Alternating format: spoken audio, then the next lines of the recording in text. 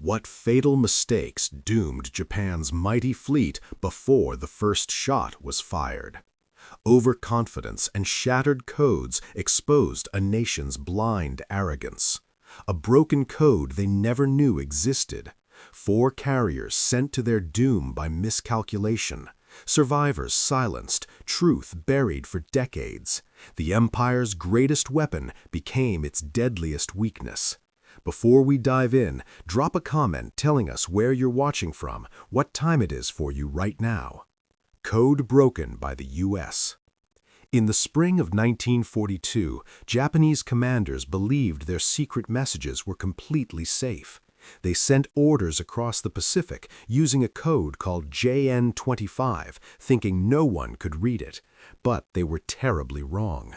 Deep inside a basement in Hawaii, a team of American codebreakers led by Commander Joseph Rochefort worked night and day. These brilliant men had cracked Japan's most secret code. Admiral Chester Nimitz, the American fleet commander, could now read Japan's battle plans like a morning newspaper.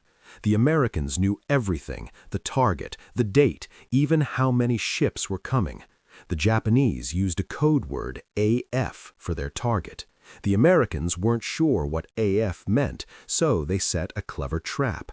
They sent a fake message saying Midway Island was running out of drinking water. Days later, they intercepted a Japanese message, AF is short on water. The trap worked perfectly.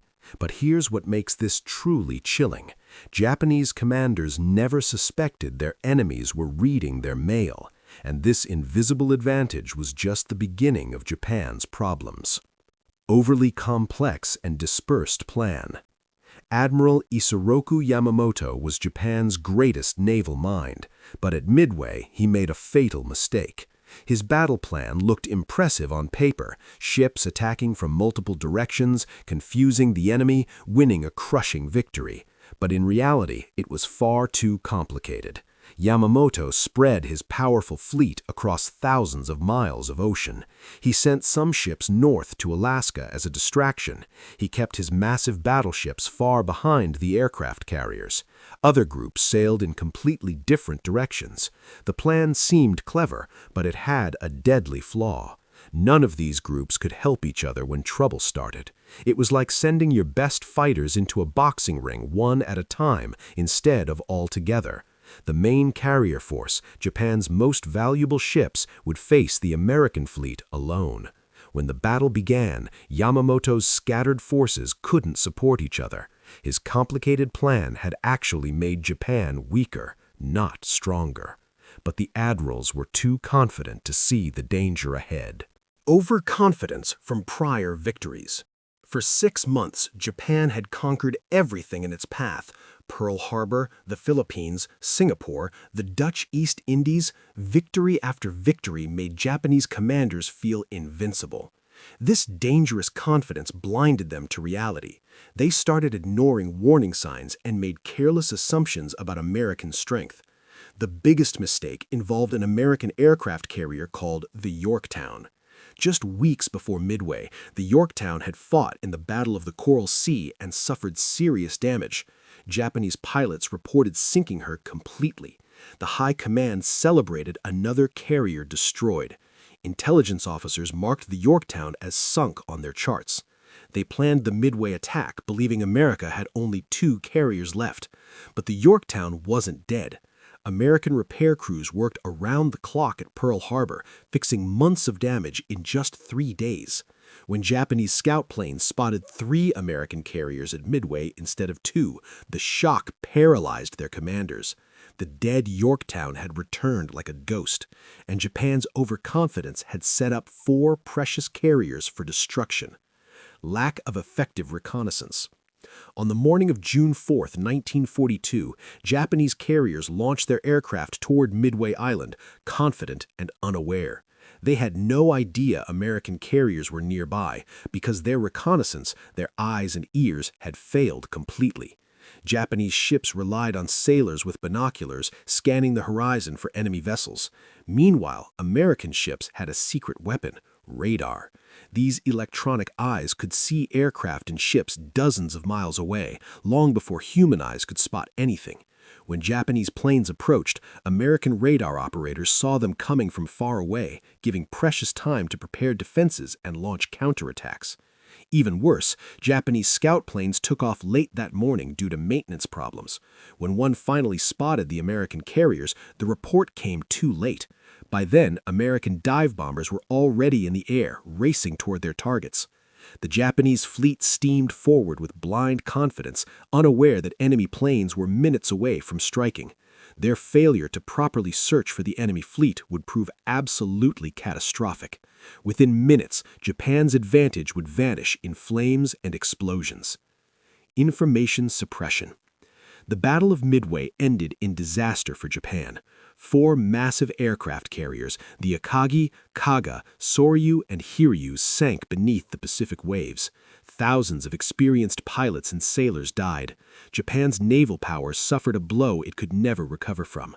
But back home in Tokyo, newspaper headlines told a completely different story. Great victory at Midway, they proclaimed. American fleet destroyed. Radio broadcasts celebrated Japan's triumph. The government told citizens that Japan had sunk 2 American carriers and won a decisive battle. Ordinary Japanese people cheered in the streets, believing their navy remained unbeatable. Even most military officers didn't know the truth. The high command had decided to hide the disaster completely. They feared that revealing such a terrible defeat would destroy public morale and encourage Japan's enemies. So they constructed an elaborate lie, one of the biggest cover-ups in military history. Only a small circle of top commanders knew that Japan's war effort had suffered a mortal wound at Midway. But keeping this secret required silencing everyone who knew the truth. Isolation of survivors. Hundreds of Japanese sailors and pilots survived the sinking of the 4 carriers. They had seen everything. The American dive bombers screaming down, the explosions tearing their ships apart, their friends drowning in burning oil. These men knew the truth, and that made them dangerous to the official story. The high command acted quickly and ruthlessly. Wounded survivors arrived at naval hospitals, but not regular ones. They were taken to special, isolated wards, far from other patients. Guards stood outside, preventing visitors. Doctors and nurses were ordered never to discuss what they heard. Survivors who weren't injured faced an even stranger fate. Instead of returning home as heroes, they received sudden transfers to remote overseas bases, tiny islands thousands of miles from Japan. Some went to the South Pacific, others to distant garrisons where they couldn't talk to civilians or other military personnel. The message was clear: speak about Midway and face severe consequences. These men had fought bravely for their country, but now their own government treated them like prisoners, silenced and hidden away from the world. And the lies went even deeper than anyone imagined. Distorting official accounts. Even after the war ended in 1945, the truth about Midway remained hidden behind layers of deception. In 1953, a former Japanese naval officer named Mitsuo Fuchida published a book about the battle. Fuchida had led the attack on Pearl Harbor and was considered a credible witness. His account of Midway became the accepted version of events for many years. But decades later, historians discovered something troubling. Fuchida had changed important facts to make Japanese commanders look better. He altered timelines, invented conversations that never happened, and blamed the defeat on bad luck rather than poor planning. Why would a respected officer lie?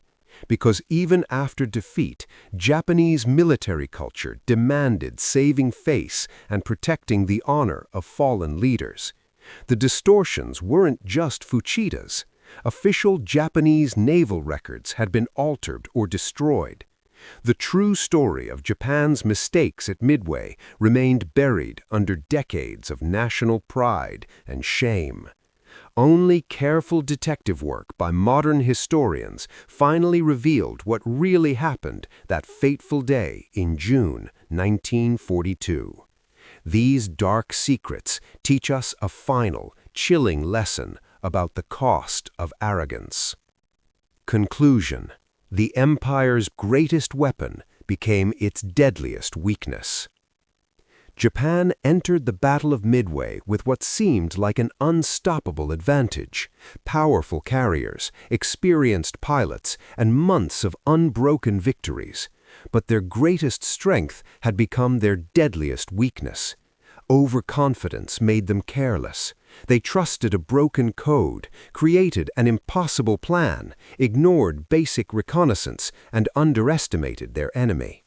The same pride that drove Japan to early victories blinded them to reality at Midway.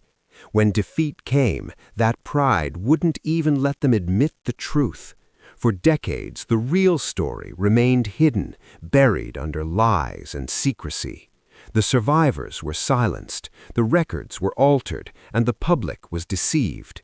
Midway wasn't just a military defeat, it was a failure of leadership, intelligence, and honesty. The dark secrets of the Japanese High Command reveal an important truth. In war, arrogance is more dangerous than any enemy weapon. The 4 carriers lost at Midway could have been replaced eventually, but Japan never recovered from the overconfidence that sent them to the bottom of the Pacific Ocean. Sometimes the deadliest enemy is the one staring back from the mirror.